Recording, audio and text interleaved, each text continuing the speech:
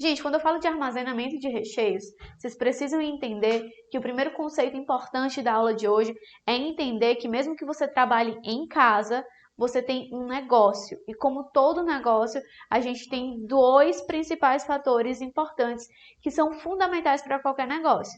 Carol, quais são esses fatores? O primeiro deles é o dinheiro, que é aquele dinheiro que você vai estar recebendo para entregar o seu trabalho, para entregar o seu serviço, e aquele dinheiro que você vai estar reinvestindo no teu negócio. Então você tem o fator dinheiro, tanto de recebimento quanto de investimento no teu negócio.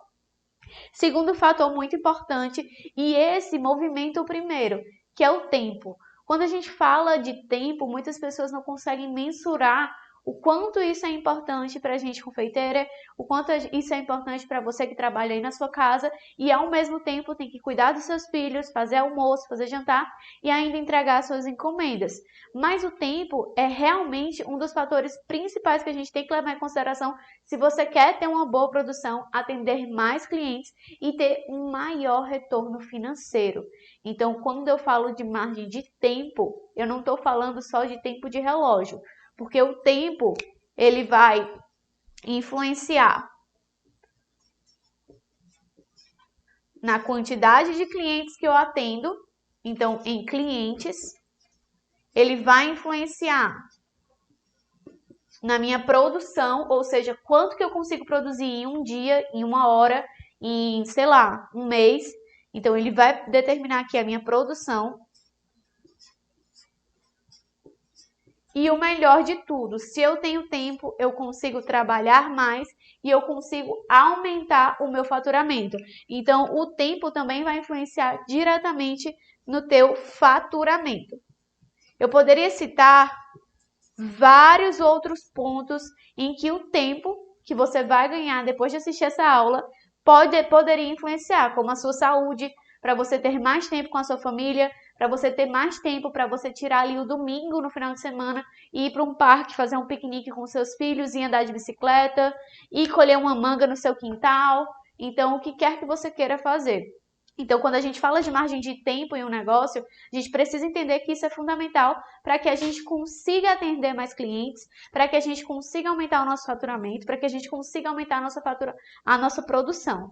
Então, Carol, como que eu consigo aumentar um tempo? Já que o meu dia tem 24 horas, não dá para aumentar 24 horas, mais do que 24 horas em um dia. Realmente não dá. Mas você consegue adotar estratégias que vão fazer com que você tenha mais tempo livre. E esse tempo livre você pode utilizar para o que você quiser. Seja para aumentar a sua produção, seja para atender mais clientes, seja para você entregar mais pedidos, o que você quiser, ficar mais tempo com a sua família. Então, essa live, apesar do tema ser um tema que muita gente menospreza, armazenamento de recheios, ela vai te dar esse fator principal que é o tempo. Mas somente se você souber aplicar da forma correta. E é isso que eu quero falar aqui com vocês. Pode falar. Voltou? Então vamos nessa. Então aqui, o tempo vai ser o nosso principal fator nessa aula de hoje. Já que você já sabe que o armazenamento de recheios vai influenciar diretamente no seu tempo, vamos falar um pouquinho sobre isso agora, tá certo? Você já sabe que você precisa ver o seu negócio como realmente uma empresa e que você precisa ganhar tempo para que você consiga atender mais clientes, faturar mais e conseguir uma produção ainda maior, ter mais tempo com a sua família e ter mais saúde. Então, dito tudo isso, vamos começar a nossa aula. Carol, qual que é a vantagem do armazenamento em recheios? Se eu consigo produzir recheios e fazer um bom armazenamento desse recheio, eu vou conseguir ter ali mais tempo de preparar os meus bolos, vou conseguir ganhar tempo na hora de atender meus clientes. Sabe aquele cliente que deixa para fazer pedidos de última hora? Pronto, você pode optar por atender esse cliente se você quiser, se você tiver um bom armazenamento de recheios, de massas e por aí vai. Hoje eu vou focar no recheio porque eu quero não só trazer aqui a aula teórica com vocês, mas fazer na prática todo o desenrolar da produção do recheio, do armazenamento e de como que vocês fazem para ter aí um melhor resultado na casa de vocês. Mas antes disso, vamos falar um pouquinho agora sobre quais são os atalhos e qual é a importância do armazenamento de recheios. O armazenamento de recheios nada mais é do que você conseguir fazer uma produção um pouco maior do que você precisa e você conseguir estocar esse recheio para quando você tiver a necessidade, houver a necessidade de utilizar, você já ter aquele ingrediente preparado. Então, você vai ter uma economia de tempo na hora de produzir o teu bolo. Ah, Carol, mas como que eu vou ter uma economia de tempo se eu vou precisar dedicar tempo para fazer esse recheio? Gente, quando a gente fala em produção, a gente precisa entender que a cada minuto, a cada hora, a gente vai estar executando alguma coisa na nossa produção. Supondo que você vai trabalhar o dia inteiro com os seus bolos caseiros. Tem gente que trabalha 1 hora, tem gente que trabalha 2 horas, 5 horas, não importa. Você tem ali uma cadeia de tempo que você vai usar por dia para a sua produção, seja uma pequena produção, seja uma grande produção. Ah, Carol, mas eu tenho uma pequena produção, será que é válido? Deixa eu te explicar como que isso funciona. Se você tem aqui um determinado tempo para você trabalhar no seu dia com os seus bolos caseiros, para você fazer o atendimento dos seus clientes, vamos lá. Você começou o dia e você vai preparar as massas para você entregar as encomendas do seu dia. Então, você tem um primeiro serviço. De você acordar para você ir na sua cozinha, separar os ingredientes, ir lá no seu caderninho de pedidos, ver quais os sabores que você vai precisar, ver se todos os ingredientes estão ok, você já vai levar um determinado tempo para fazer isso. Então, organizei a minha cozinha, vou começar o preparo das minhas massas. Comecei o preparo das minhas massas. Bati todas as massas, agora eu vou levar elas para assar e vou começar a produção de recheio. Então, aqui, ó, levei para assar e vou começar a produção do meu recheio. Eu já tenho outro serviço, então vou ter que separar novamente os meus ingredientes para que eu comece a produzir o recheio que eu vou precisar para a minha produção. Depois disso, eu vou ter que entrar em contato com meus clientes via WhatsApp para ver se eles já estão chegando, como que eu faço para fazer a entrega, se eu vou ter que me deslocar ou não. E vai que nesse meio tempo, você que é mãe, precisa dar uma paradinha na sua produção para nesse momento aqui, você fazer o almoço das crianças. Então, nesse momento aqui, você já teve que dar uma parada para desviar o teu foco. E aí você voltou. Quando você voltou, você já foi fazer decoração e aí depois você foi preparar outros pedidos para o dia seguinte, separar os ingredientes e por aí vai. Então, você consegue ver aqui que você tem em um único dia vários trabalhos, né? Várias operações que você vai ter que fazer. Batimento de massa, porcionamento de ingredientes, distribuição da massa nas formas, separar ingredientes para recheio, fazer produção de recheio, entregar pedido, fazer atendimento no WhatsApp e por aí vai. Então, a cada mudança de serviço que você faz, você precisa organizar aquele setor para ir para outro, confere? Gente, e tem um estudo que ele fala que quando a gente para uma coisa que a gente está fazendo, tem uma interrupção e a gente vai precisar ir para outro serviço que seja, fazer outra coisa, o nosso cérebro, ele demora em torno de 7 minutos, se eu não me engano, para reconectar nessa outra tarefa que a gente vai fazer. Então, se você preparou aqui as massas do teu bolo e agora tu vai lavar a louça, você vai precisar de mais ou menos uns 7 minutos para você reconectar que você vai lavar as louças, para que você precise ali ter uma concentração maior no que você está fazendo. E o que acontece? Já pensou em todos esses serviços, a cada mudança você ter ali um tempinho de 7 minutos para reajustar as coisas, fora o tempo que você leva para produzir, para mudar de serviço e por aí vai. Então, durante o dia você faz isso várias vezes sem perceber. Se você tiver uma organização mais prática no teu dia a dia, você vai conseguir reduzir a quantidade de trabalho que você tem que fazer e aumentar a tua produção, porque você vai diminuir essas perdas de 7 minutos, tá certo? E aí, gente, o que eu quero dizer com tudo isso? Deixa eu contar para vocês uma história de como funcionava o meu dia a dia quando eu trabalhava em casa, assim que eu comecei. Eu sempre fui super desorganizada. E aí, o que acontecia? Eu acordava de manhã já desesperada, parecia um furacão. Pegava um caderninho, assim como esse aqui, e eu ia anotar o que eu tinha para fazer naquele dia. Eu já tinha minha agenda de pedidos, mas eu ia lá todo dia pela manhã, pegava o meu caderninho e eu anotava tudo que eu tinha que fazer naquele dia. Então, vamos supor, massas de bolo. Eu vou ter que fazer 3 de chocolate, 2 de cenoura, 2 massas brancas e 3 red velvet. Recheio. Vou precisar de 5 recheios de leite ninho, 3 de doce de leite, 2 de goiabada e por aí vai. Então, eu fazia isso pela manhã e já começava o dia atropelando as coisas. Fazia isso, ia para o WhatsApp, já começava a bater os ingredientes das massas sem nem verificar se eu tinha todos eles à minha disposição. E na maioria das vezes faltava alguma coisa. Já aconteceu de faltar ovo para minha produção só por conta da minha desorganização e era meia-noite, não tinha mais onde comprar ovo. Então, por que isso acontecia?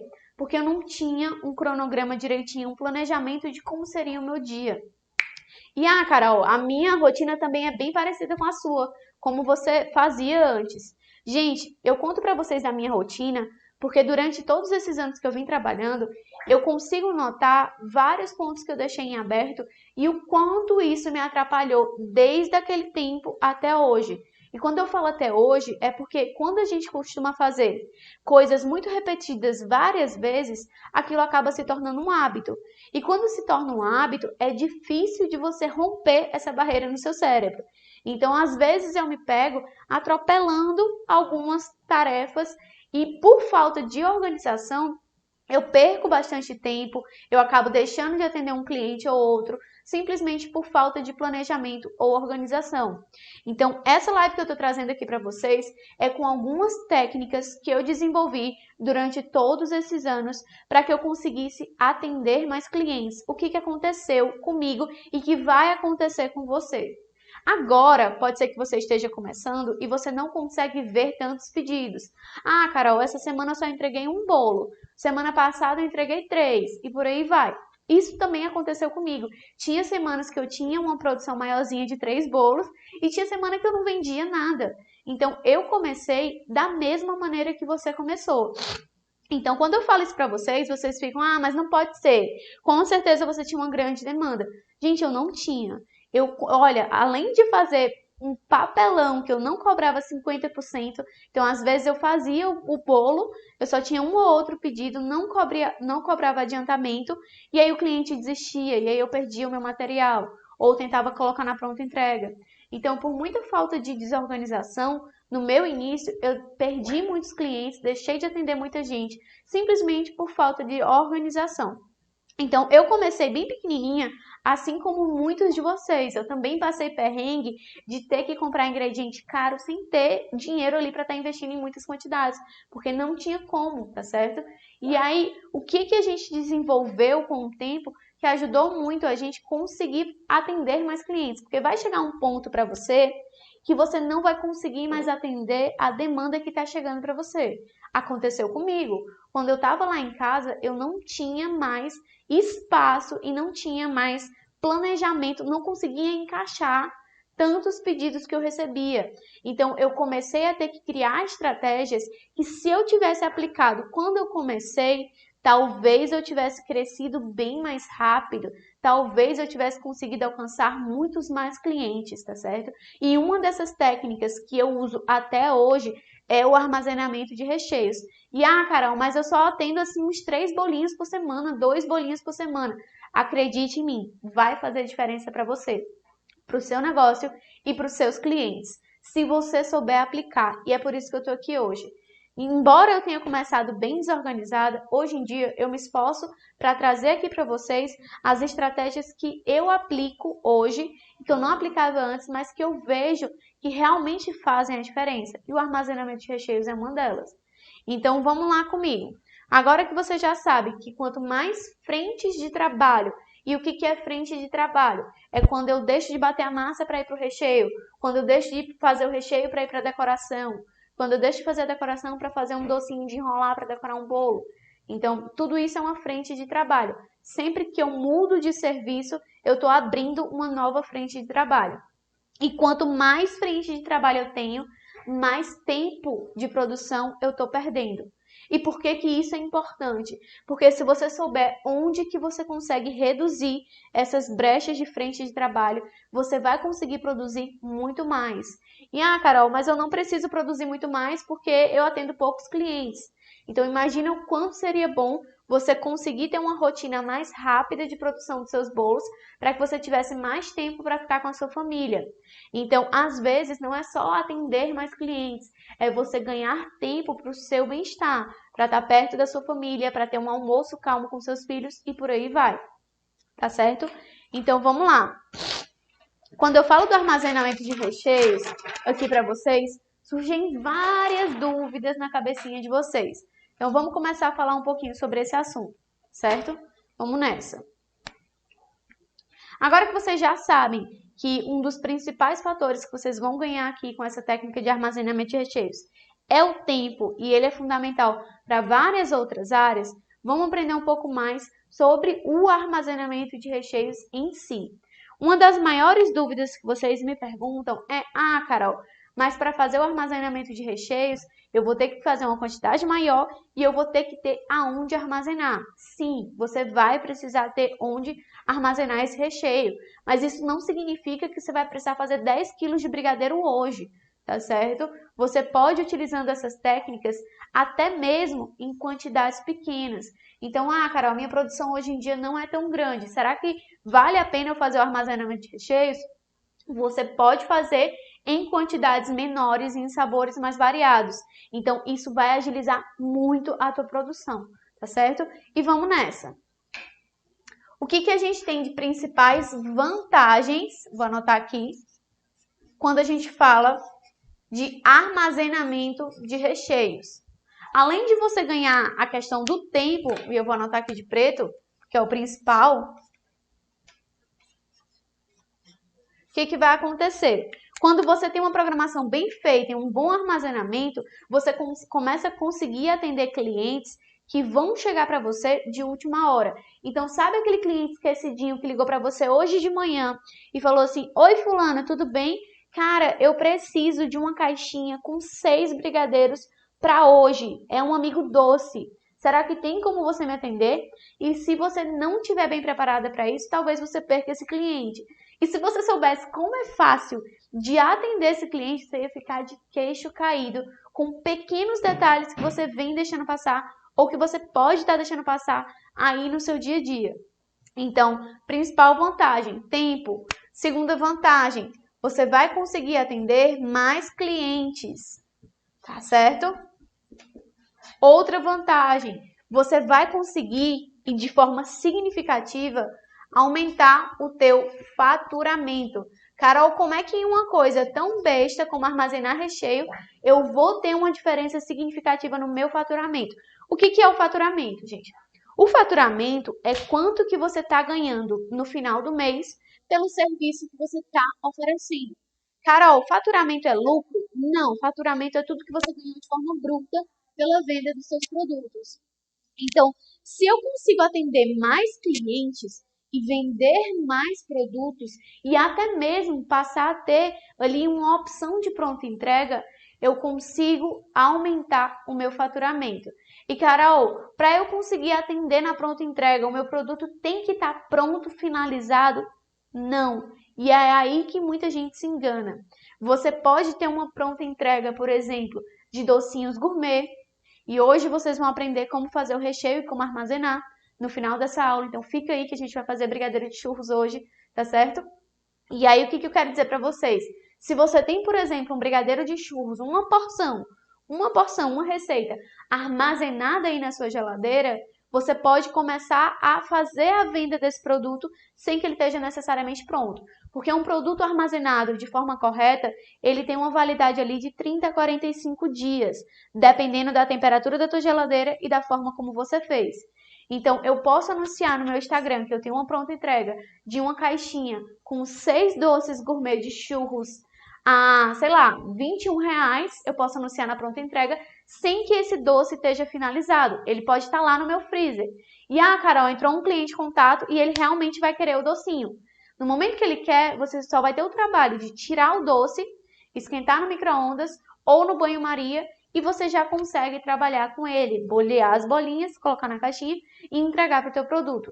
Sabe quanto tempo leva para você finalizar um produto tendo um bom armazenamento de recheios? Se a gente estiver falando de bolo e você já tiver a massa pronta, ou se você for só bater a sua massa, em questão de 1 hora e meia no máximo, você tem um bolo pronto e finalizado, tá certo?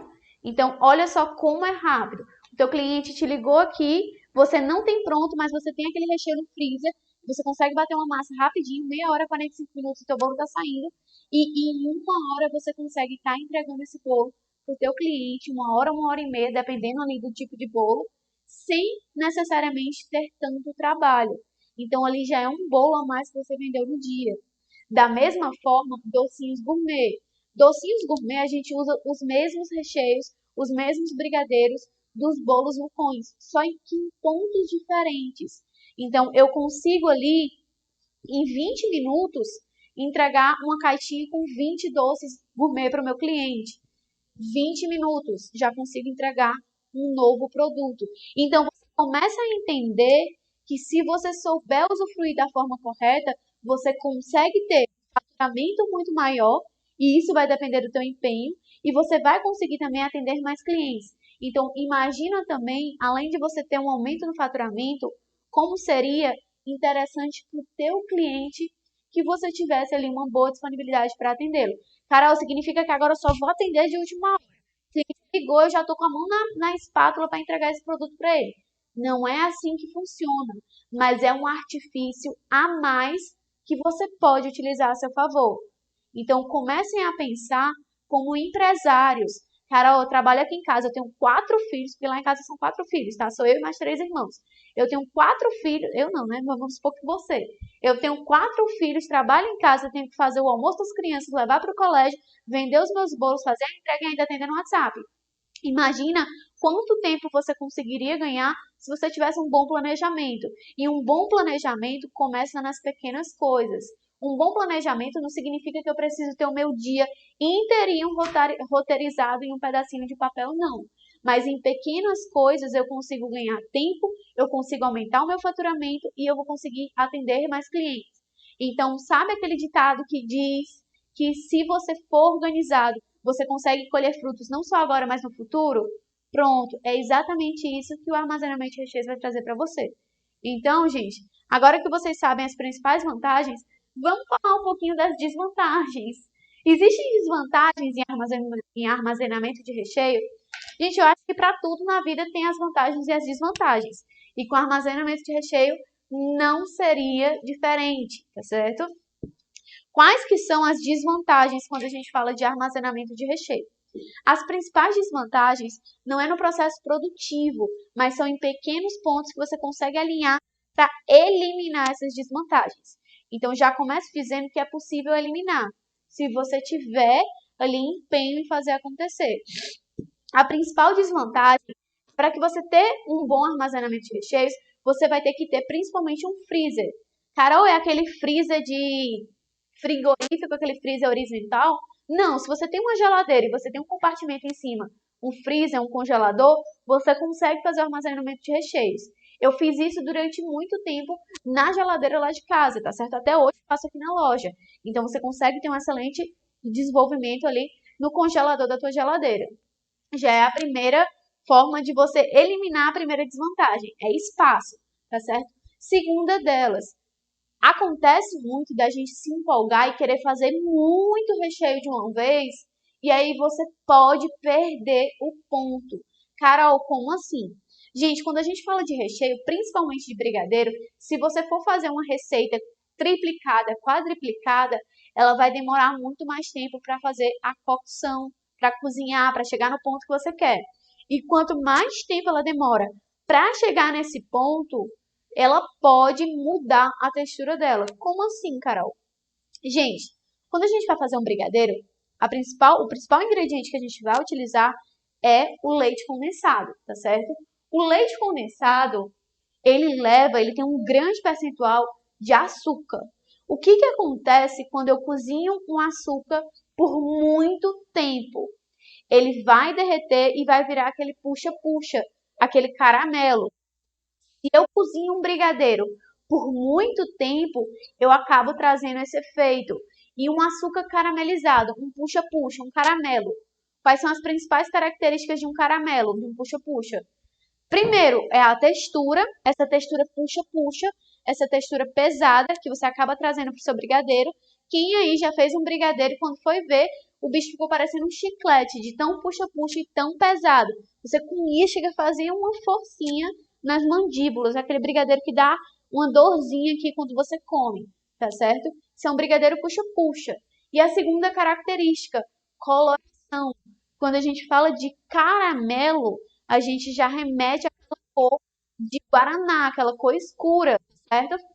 Então, se, por exemplo, eu decidi fazer um armazenamento de recheio de leite ninho e eu quis me empolgar e fazer uma grande quantidade, eu posso acabar caramelizando o açúcar do leite condensado, tendo um brigadeiro puxa-puxa, e aí ele vai ficar, além de escuro, com esse efeito pesado na textura dele, tá certo? Então, essa também é uma desvantagem. Se você fizer à mão, e aí é à mão, uma grande quantidade, você pode ter esse efeito de brigadeiro puxa-puxa. Como é que eu evito? Se você for fazer brigadeiro à mão, você faz no máximo de 3 em 3 receitas. Eu tento fazer sempre de 2 em 2, se for à mão. Assim você evita essa desvantagem. Então, existem desvantagens no armazenamento de recheios? Existem, mas você consegue contrapor. E se você souber contrapor, você consegue ganhar todas as vantagens desse armazenamento. E lembrando que espaço no freezer para você fazer o congelamento ou armazenamento, você vai precisar, mas você não precisa congelar 10 quilos de brigadeiro. Você pode congelar uma receita, 2 receitas, 4 receitas, vai depender da tua demanda. Então, você também não vai precisar de um espaço para 10 quilos de brigadeiro, tá bom? Então, você consegue utilizar isso a seu favor. Vai tendo aquele recheio que sai mais, o que o seu cliente costuma pedir, e você vai focando nesses sabores para fazer o armazenamento. Por exemplo, aqui na loja a gente atende vários sabores diferentes de brigadeiro. Brigadeiro de parmesão, brigadeiro de limão, brigadeiro branco, brigadeiro de ninho, brigadeiro de chocolate e por aí vai. Esses são os que saem mais. Mas em contrapartida, a gente tem brigadeiro de Oreo, brigadeiro de paçoquinha, brigadeiro de Romeu e Julieta. E o que acontece? Eu faço armazenamento desses recheios que saem pouco? Não, tá certo? Só se tiver um evento. Se eu for entregar um recheio desse para um evento, para um casamento, eu consigo fazer com 15 dias de antecedência e deixar para enrolar ou para usar só um dia. Então, se eu for fazer uma quantidade maior, eu posso fazer o armazenamento. Mas se é aquele recheio que não sai tanto, não há necessidade. Então, se você tem 10 sabores no teu menu, para que você vai fazer o armazenamento de 10 se você só precisa necessariamente de 2 ou 3? Então, comecem a pensar como empresários. O que você pode fazer para extrair somente o melhor de cada técnica? Não tem por que você congelar um brigadeiro de paçoquinha se ele só sair uma vez na vida. Uma coisa engraçada que aconteceu com a gente, Mo, que me marcou muito, foi que há um tempo atrás a gente tinha um cardápio de brigadeiros muito grande, né? Muito complexo. E eu nunca esqueci isso. Um brigadeiro que eu coloquei no meu menu, que eu tinha certeza que ia sair bastante, foi o brigadeiro de café. Não sei por quê, mas na minha cabeça esse sabor sairia bastante. Aí você me pergunta, Carol, quantas vezes você vendeu brigadeiro de café? Eu nunca vendi brigadeiro de café, nunca saiu nenhuma unidade. Tem noção do que é isso? Nunca, nunca, nunca, nunca. E estava no meu menu. Então, para que eu vou fazer armazenamento de um brigadeiro que nunca saiu? Então, comecem a ter uma mentalidade de empresário. O que eu consigo adotar na minha rotina para aumentar a minha produção, diminuir o meu desperdício, para que eu consiga atender mais clientes e para que eu consiga principalmente aumentar o meu faturamento. Então, quando a gente fala de um negócio, quando a gente quer crescer, mesmo que você trabalhe em casa, o que você consegue fazer para aproveitar melhor o teu tempo, tá certo? Então, são essas estratégias que vocês têm que ter muito bem claras na cabeça de vocês. Carol, e quando a gente fala de armazenamento de recheios, você vai congelar o recheio, beleza. Mas aí não vai mudar a textura, não? Não vai mudar o sabor, não? Gente, aí eu vou falar um fato para vocês que vocês vão ficar de queixo caído. Armazenamento de recheio não muda sabor, não muda textura e não muda absolutamente nada no teu recheio, tá certo? Então, eu tô com medo de armazenar porque na hora de eu enrolar o meu brigadeiro vai estar super duro. Isso é impossível de acontecer. Se você fez o armazenamento de qualquer recheio e ele depois passou do ponto, significa que na hora de dar o ponto na panela, você não deu o ponto correto, tá certo?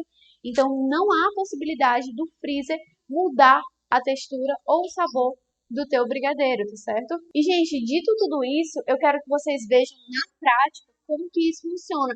Porque de nada adianta eu trazer as vantagens, as desvantagens, a mentalidade, o porquê, se vocês não souberem como executar na casa de vocês. E diante disso, eu resolvi fazer aqui com vocês um brigadeiro de churros, tá certo? Um brigadeiro de doce de leite, que é um dos sabores que sai bastante aqui na loja, mas que, por incrível que pareça, eu não faço tanto armazenamento dele. Eu faço, mas não em grande quantidade. O que eu faço de armazenamento em gigantes quantidades? Brigadeiro de chocolate, brigadeiro branco, brigadeiro de milho. Esses três. O restante, alguns eu até armazeno, mas em quantidades menores. Qual que é a diferença do integral para o semi-desnatado, que vocês tanto perguntam? É o percentual de gordura. Quanto maior o percentual de gordura do teu leite condensado, mais grossinho ele é, mais firmezinho vai ficar o teu recheio, mais cremoso, tá bom? O percentual de gordura vai alterar no brilho e na cremosidade do teu recheio. Então, tudo isso vai influenciar. Quanto maior o percentual de gordura, melhor vai ser o brilho e a cremosidade do teu brigadeiro. Esse daqui, semi-desnatado, ele pode ter até 6% de gordura, o semi-desnatado. O integral é por volta de 8%. Esse aqui, semi-desnatado, é 4,5%, o da Italac é 6%. Gente, mas mesmo sendo 4,5% de gordura, o resultado final do recheio fica incrível, tá? Então vamos começar. Eu vou fazer com vocês brigadeiros de churros. Esse é o brigadeiro que eu uso muito aqui na loja. Não é o que eu mais armazeno, mas é um dos que eu armazeno. Se eu armazeno é porque é top, tá? Eu só armazeno os melhores. E esse daqui é um dos de sabor, é um dos meus favoritos, tá? De recheio. Então vamos nessa. Antes que vocês perguntem, todas as minhas receitas de brigadeiro, elas têm uma composição básica. Um leite condensado e um creme de leite. Como tem muita gente começando, eu vou explicar bem direitinho essa parte, tá? Muitos de vocês me mandam mensagem, até me mandaram hoje, Carol, por que você não usa manteiga ou margarina nos brigadeiros?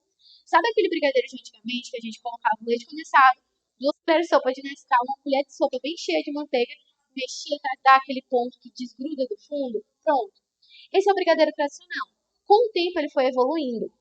E aí o que acontece? Sabe essa colherada de manteiga que você coloca? Você colocava para trazer mais cremosidade para o brigadeiro, porque ela vai aumentar o percentual de gordura. Só que atualmente a gente não usa mais, pelo menos eu, não uso mais essa ideia da colherada de manteiga. Eu prefiro substituir por creme de leite. E Carol, por que o creme de leite substitui a manteiga?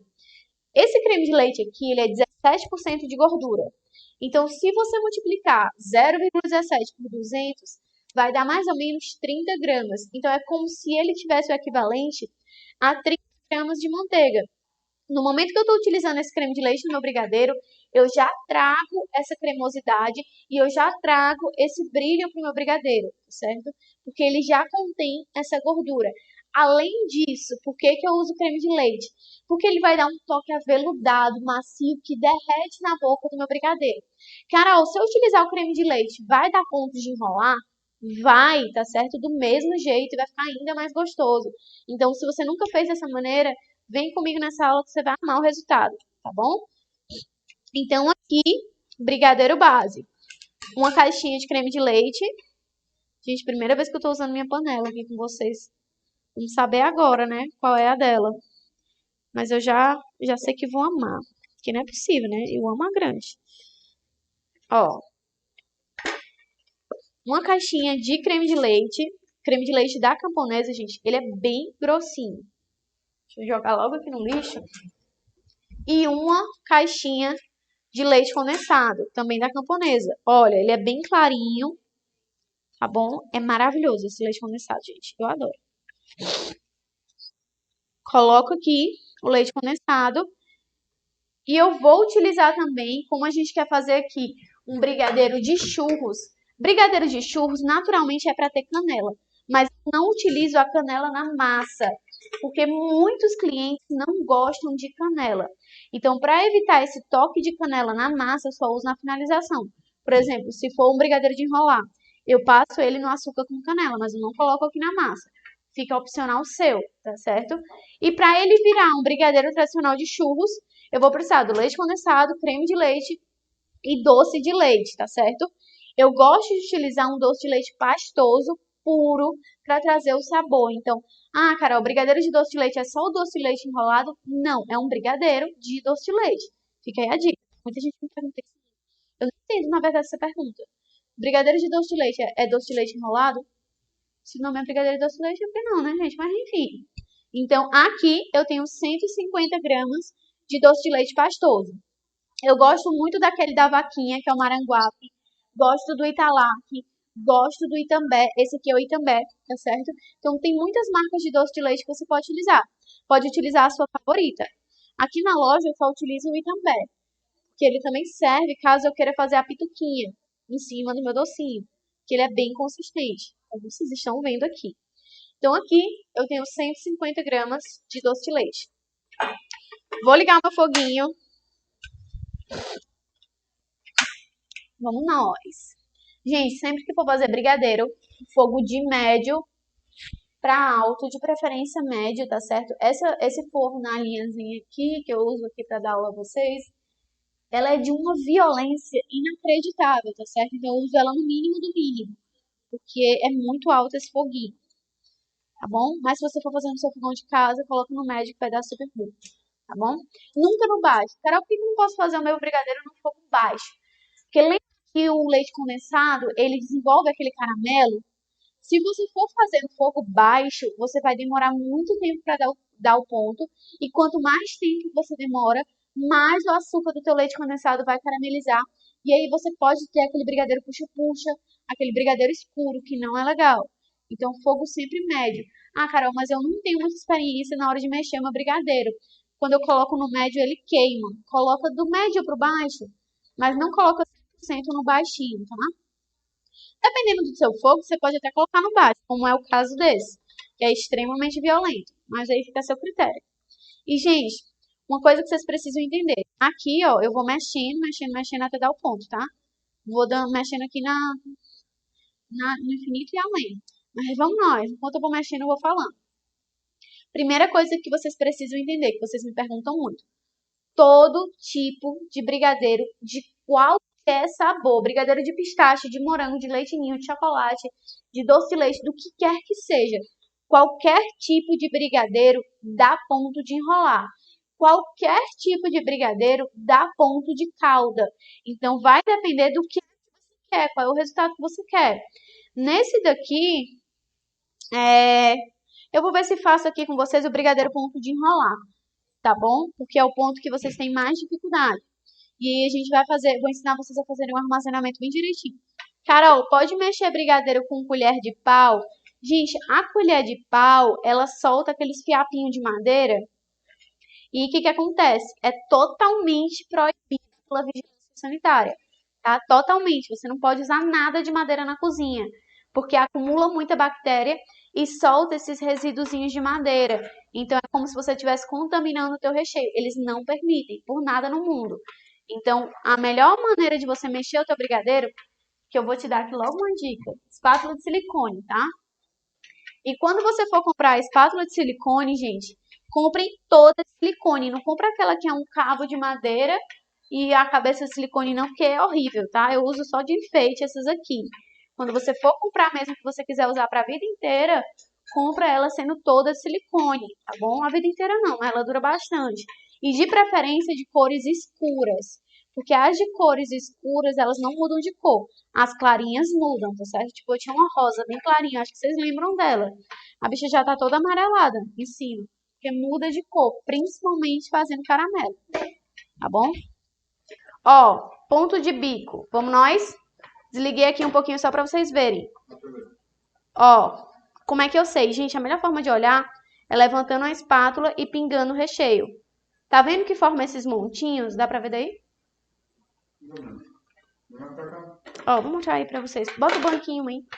Ó, tá bem cremoso. Quando eu encho a espátula e eu viro, ó.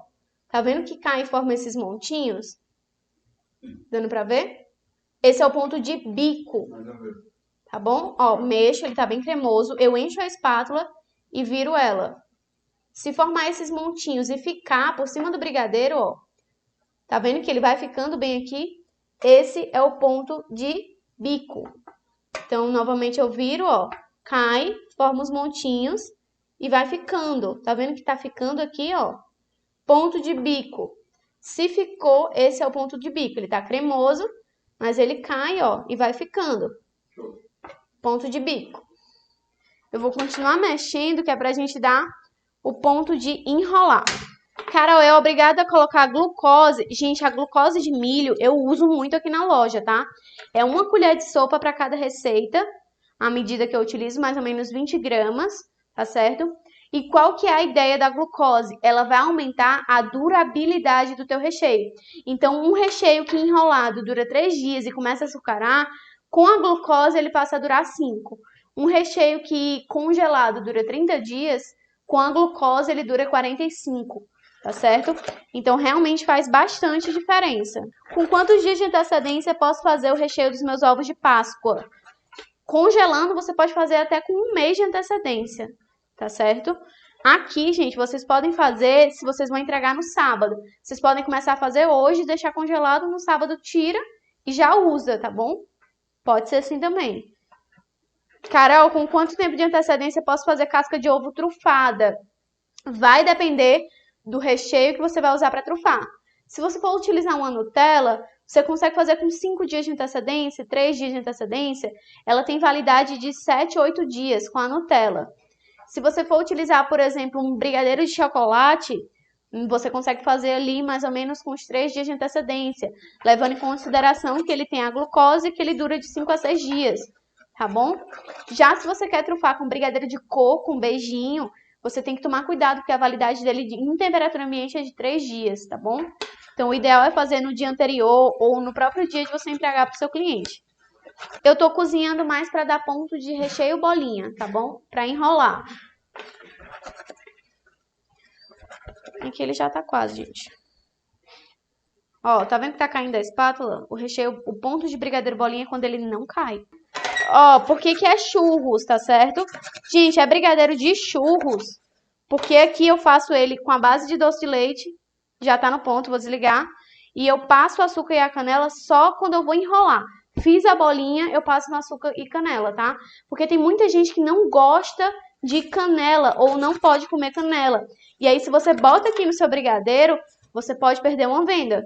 Então, eu faço a massa de doce de leite e aí eu uso para o brigadeiro de doce de leite e para o brigadeiro de churros. Só muda a finalização. Se eu quiser fazer só churros, eu passo no açúcar refinado. Se eu quiser fazer de churros, só doce de leite, eu passo no açúcar refinado. Se eu quiser fazer churros, eu passo no açúcar e canela, tá bom? Aqui já tá no ponto. Ponto de enrolar. Ponto de enrolar é quando a gente vira a espátula. Oi. A espátula bem cheia, ó. Eu viro, peraí. Ó. Peraí. Ó, espátula bem cheia. Eu viro e ela cai bem devagarzinho, tá vendo? Ó, o brigadeiro quase que não escorre. Tá vendo aqui, ó? A espátula tá cheia, ele não tá pingando. Esse é o ponto de enrolar. Eu encho a espátula e viro. E o brigadeiro fica aqui, ó. Ele escorre bem devagarzinho, tá dando pra ver, ó? Esse é o ponto de enrolar, ó. Bem devagarzinho. Eu não olho com aquele Moisés, aquelas outras coisas, que eu não acho aquilo ali tão preciso. Então, eu prefiro virar assim, ó, e vejo se ele tá caindo. Se ele tá caindo bem devagarzinho, ele já tá no ponto, tá bom? Ponto de enrolar. Ainda assim, você consegue ver que é um brigadeiro super cremoso, ó. Tá bom? Ponto de enrolar. Onde tem decoração. Ó, dei o ponto do meu brigadeiro, ele não pode ficar na panela. Tem 2 formas de você armazenar. Em potinhos fechados, herméticos, com plástico filme, tá certo? É uma opção. E a segunda opção, plástico filme. Tá aqui meu plástico filme. Como funciona melhor esses cursos, cara? Tô nova aqui.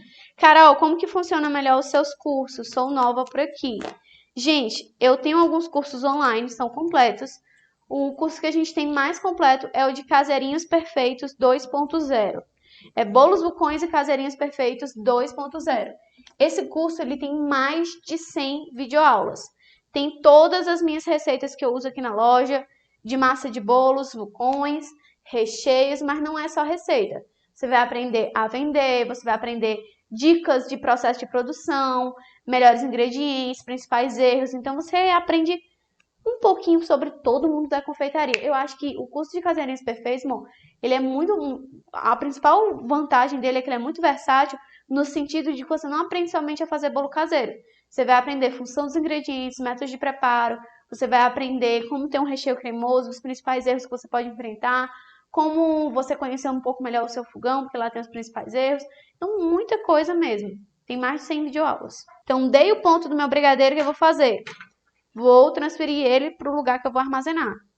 Se eu vou armazenar no plástico filme, porque eu não tenho muito Tupperware, e também porque eu quero ganhar espaço e praticidade. Ó. Olha o fundo dela, queimou. Não me diz isso, amor. Minha panela nova. Meu amigo. Olha aí, gente, queimou. Eu acho que é porque o gás está desregulado. No começo estava bem baixinho, depois eu aumentei. Tem, vou passar bombril. Nenhuma panela se perde, gente. É só saber lavar. Ó, brigadeiro de doce de leite, ele tem um rendimento maior. Eu vou pesar ele para dizer quanto que deu. Um brigadeiro branco rende 400 gramas. Uma receita dessa de brigadeiro de enrolar, tá? Só pra vocês terem uma noção. Eu vou pesar para vocês dizer quanto que rendeu aqui. Ó, eu tiro tudo da panela. Panela não queimou. Palmas pra mim, porque sempre que eu tô dando aula aqui pra vocês, a panela queima. Ou gruda o fundo. Tá vendo como essa panela é boa? Não queimou. O fundo queimou, mas a panela não. Fica a dica pra vocês. Então, ó, coloquei aqui no meu plástico filme. O que é que eu faço? Abre um pedaço grande. Eu vou fazer uma bisnaguinha. Eu fecho um lado, grudo no próprio plástico filme, ó. Tá pegando fogo, vai derreter o meu plástico filme? Não derrete, tá, gente? Não derrete mesmo. Fechei aqui, ó. Vou aqui, dou uma apertadinha e grudo essa parte. Levanto ele. Virar o lado. E eu faço aqui, ó. Tá pegando fogo. É assim mesmo. Fecho. Foi. Brigadeiro de bolinha pronto. Me diz qual é o espaço que isso aqui vai preencher no teu freezer. Sabe quantos brigadeiros dá pra fazer? Você sabe? Você sabe responder, amor? Quantos brigadeiros rende uma receita de doce de leite? 12. Depende do tamanho do teu brigadeiro. Se você for como eu e gostar de um brigadeiro generoso, de 20 gramas, bem grande, rende exatamente 20, 25 brigadeiros. Fica aí a dica pra vocês, tá bom? Então é sempre pegar a quantidade e dividir. Vou pesar pra vocês. Uma dica... Eu ainda vou dar essa dica, amor. Calma, não atropela os caneiros, não. Ó, esse brigadeiro de churros, bolinha, que eu fiz aqui pra vocês. Esse ponto de bolinha é o ponto que eu uso pra bolo decorado também, pra recheio, tá? Ó, 521 gramas. Tá bom? Ó. Se eu levantar, vai perder. 521 gramas de recheio bolinha. Se eu dividir 521 por 20, vai dar mais ou menos 25 brigadeiros bolinha. Então, você tem aqui 25 docinhos gourmet de 20 gramas. É uma quantidade grande. Cada docinho desse, aqui na loja, eu vendo a R$ 3,50. Mas, gente, eu não queria só fazer isso aqui com vocês. Eu quero que vocês entendam a necessidade disso aqui. Então, rendeu 520 gramas, o que eu preciso fazer? Eu uso aquelas etiquetas da borda vermelha, compro aqui na loja, coloco aqui em cima e eu anoto qual que é o sabor. Porque, por exemplo, se você quiser fazer um recheio de churros com canela e um sem, você vai precisar diferenciar. Dessa mesma cor, eu tenho aqui na loja a balinha de caramelo. A balinha de caramelo, ela é quase que dessa cor, então dá para confundir. Todos os produtos aqui da loja são etiquetados. Abrir uma farinha, tem que etiquetar. Data de fabricação, data de abertura e data de validade dela. Fiz esse brigadeiro. Qual foi a data de fabricação? Foi hoje. Então, eu tenho que colocar aqui, ó. A Rose trouxe aqui pra vocês. Valeu. Ó, deixa eu anotar aqui. Vou pegar aqui a caneta, ó. Então, eu anoto aqui todas as informações. A etiqueta que eu uso aqui na loja é essa daqui. A baratinha, inclusive, acabou, ó. Uso muito. E aí, como é que eu faço? Eu venho aqui e eu vou anotar, ó. Brigadeiro, eu boto só um B, tá? Brigadeiro, doce de leite. E eu anoto qual que é o ponto. O que acontece?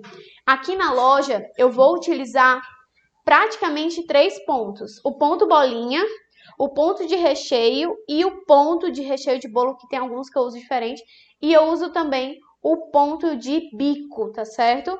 Então, se for, por exemplo, bolo decorado, eu uso ponto de bolinha para recheio. Então, o bolinha já é o recheio praticamente dito. Mas se eu quiser utilizar, por exemplo, um recheio de rocambole, se eu quiser fazer um ponto de colher para fazer o meu vulcão, eu preciso saber qual é o ponto que eu estou utilizando.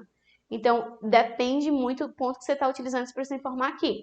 Porque já pensou tu ir abrir lá o teu freezer e tem 3 bisnagas dessa de brigadeiro, só que uma tá no ponto de enrolar e a outra tá no ponto de bico. Como é que você vai saber qual é qual? Se elas são exatamente iguais. Não tem como saber, gente. Não tem mesmo. Então, você precisa anotar qual que é o ponto. Então, eu vou colocar aqui, ó, brigadeiro de doce de leite. Coloco embaixo bolinha, porque aqui na loja eu chamo assim. As meninas já se acostumaram também, elas também chamam de brigadeiro bolinha. Então, brigadeiro bolinha, fabricação. Aí eu boto FAB, boto a data de hoje. Gente, hoje é dia 14, deixa eu ver aqui. Deixa eu ver que dia é hoje. 12. Tô bem direitinho, né? 12/4/2022. E a validade, como eu congelo, ele tem validade de 1 mês. Então, 12/5/22.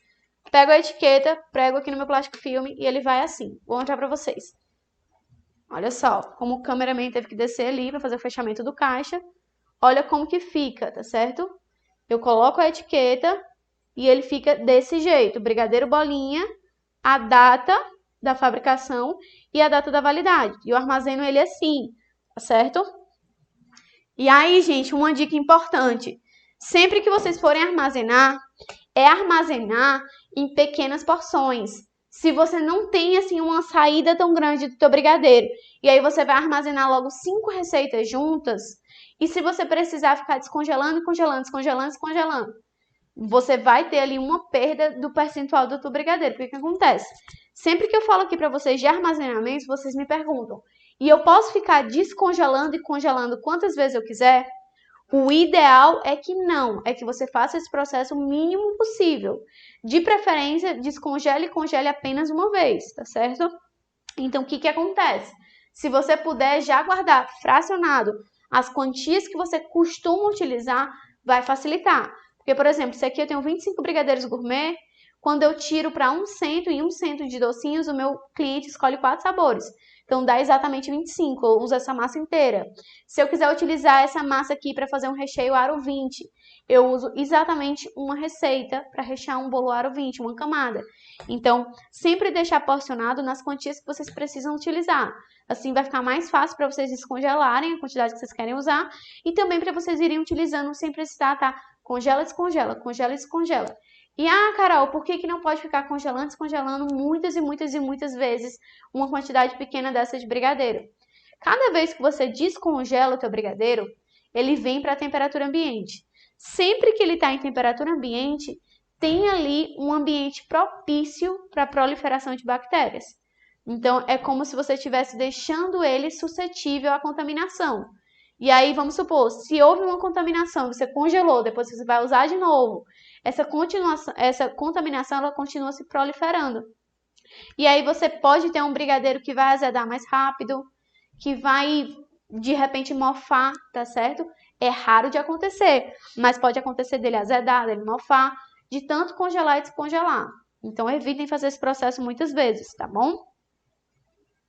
Vamos nós. Deixa eu ver aqui se vocês estão acompanhando direitinho. Carol, esse papel molha? Não molha, tá, gente? Ele fica assim. Claro que quando eu tirar do freezer ele vai suar e aí ele pode molhar um pouco, mas ele não chega a sair. Como que faz o descongelamento dessa receita? Existem 2 maneiras, tá certo? A primeira delas é você tirar do freezer e descer para a geladeira. E aí ele demora mais ou menos umas 4 horas para descongelar. A segunda delas é você tirar do freezer e colocar na sua bancada. Um brigadeiro desse na bancada, ele demora mais ou menos 1 hora para descongelar, em temperatura ambiente.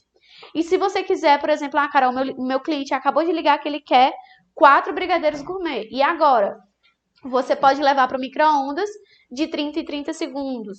Uma bisnaga dessa demora em torno de 1 minuto para descongelar. E aí você já pode enrolar suas bolinhas normalmente e vender, tá bom? Então, essas são as 3 formas que você tem para descongelar o teu brigadeiro. descendo para a geladeira, deixando em temperatura ambiente, ou levando ao micro-ondas, tá bom? Todas elas são práticas de fazer. Carol, você coloca no freezer ainda quente? Vou falar a vida real para vocês. O que acontece? Às vezes, se tiver algum problema e eu precisar fazer de última hora, e eu quiser que ele esfrie rápido, eu coloco no freezer quente. Não vou mentir para vocês. Mas se você puder esperar esfriar, ficar em temperatura ambiente para armazenar, ele acaba tendo uma durabilidade bem maior. Porque, como eu disse, um brigadeiro desse sem glucose, ele dura 1 mês congelado. Ele com glucose chega a durar 45 dias, 2 meses congelado. Então, você tem uma durabilidade muito boa. Se eu armazeno ele quente, essa durabilidade cai um pouco. Então, de 1 mês, ele passa a durar 20 dias, 15 dias. Então, você perde o tempo, tá certo? Então, vai depender. Mas, se você tiver com pressa, pode congelar ele quente. Se não, espera esfriar. Carol, você passa o desmoldante no plástico? Não precisa. Quando ele esfriar, se eu tirar o plástico, ele já sai bem direitinho. Não passo nada. Do jeito que eu abro o plástico filme, eu coloco o brigadeiro e foi, tá bom? Se você não tiver segurança de fazer assim, mas ele fica, ó, normal, você pode armazenar em potinhos também bem fechadinhos. A vantagem de você armazenar assim no plástico filme é que não ocupa espaço. Então, eu posso colocar aqui 10 bisnaguinhas dessa uma em cima da outra, sem problema nenhum, tá bom? É isso, foi um prazer. Eu vou colocar para vocês uma caixinha de dúvidas lá no Instagram. Se tiver ficado qualquer dúvida dessa aula que você, por algum motivo, não me perguntou porque você está com vergonha, manda lá na caixinha que não aparece o seu nome para o público a sua dúvida que eu te respondo, tá bom? Então, se ficou qualquer dúvida, manda lá na caixinha do Stories que eu vou postar. Um beijão, gente, até quinta-feira. Beijão grande no coração de vocês. Boa noite!